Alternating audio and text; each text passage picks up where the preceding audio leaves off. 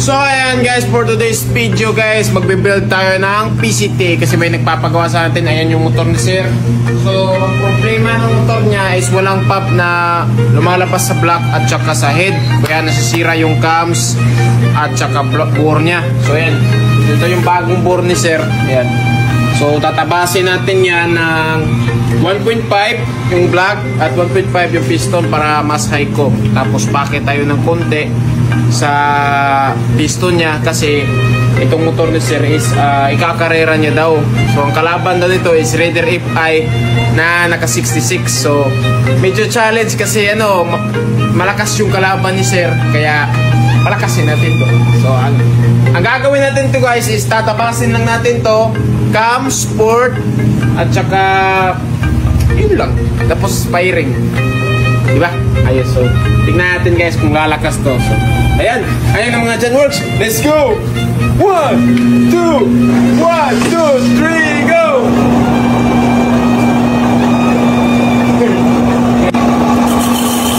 So ayan mga boss, so tinatabasan na ito ng 1.5 mm para nakikita nyo yan. Tapas na tayo. Sa mga gusto magpa-build ng PCT Dramatic po, we build any motorcycle engine. So ayan mga boss, natapos natin itapas. So ayan, ito na po yung results guys. Yun yan. So ginawa natin ng mga maliit na groups para hindi sumabog yung compression natin, kasi mag 0-0 tayo ng gasket para yung maker napasok doon sa line na ginawa natin. So ito na po mga boss. So yan. So sukatin natin dito sa engine niya kung ilan yung kukunin natin sa piston. Yan. Ayan, ito yung piston ni sir. So makapal talaga. Kasi nga itong motor na to is pang heavy duty. Yung mga pantra, lahat makapal yung piston. Kaya masarap ito itabasin. Masarap ito tabasin kasi sobrang kapal. Ayan, tapos na salpak natin. Ito yung piston niya. Yun so lumagpas ng 1 mm. So yan yung kukunin natin para pumasok itong piston sa chamber.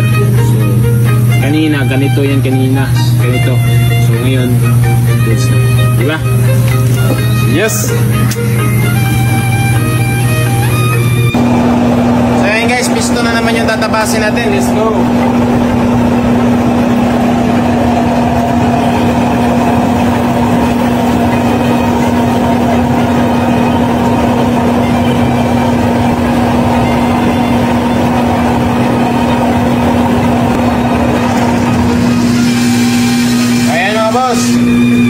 The final product. Oh yeah. Ayan So yan yung final product natin mga balo. Oh my god. Zombie tonight. So yan. Diba? Ayos. Ayan mga boss. So yan yung final product natin.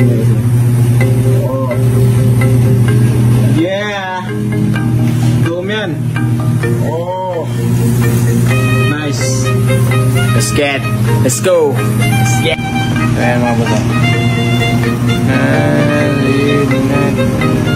So yan. Saktong-sakto yan. May play yan. Yan. Okay. So meaning safe yan. So good. So yan yung propel natin guys. 1 mm lang yan. 1 mm na tapas lang yan. Nasa inyo na rin yan kung ilang mm gusto nyo itabas.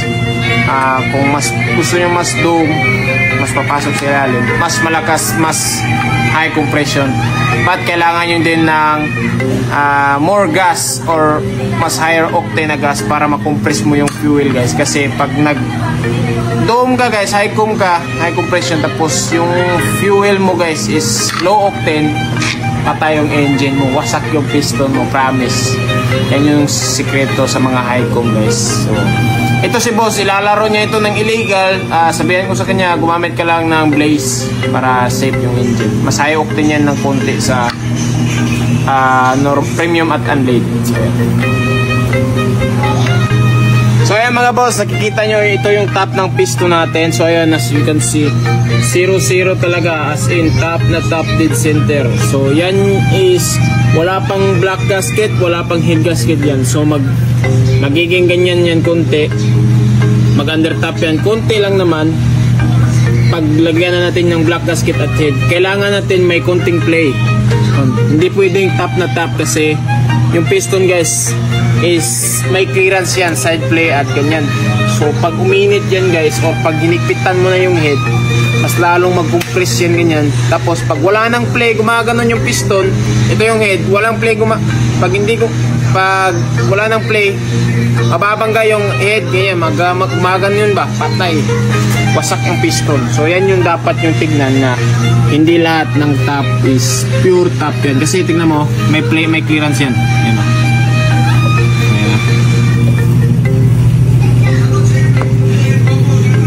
Hindi, masikip pa kasi yung black guys, yung bore. So wala pa yung play, but may play talaga yan guys. Hindi pwedeng wala yan. So kailangan natin lagyan ng black gasket. Ito yung kasama niya eh. Oh ayan, saktong sakto oh.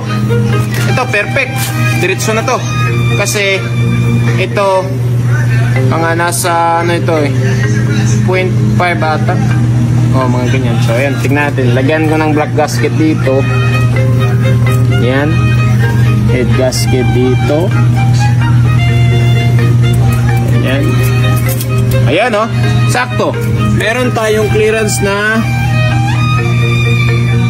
wait lang, mga nasa ano yan eh, mga 0.3 yata. Pero ayan, goods yan. Yan yung perfect na clearance talaga.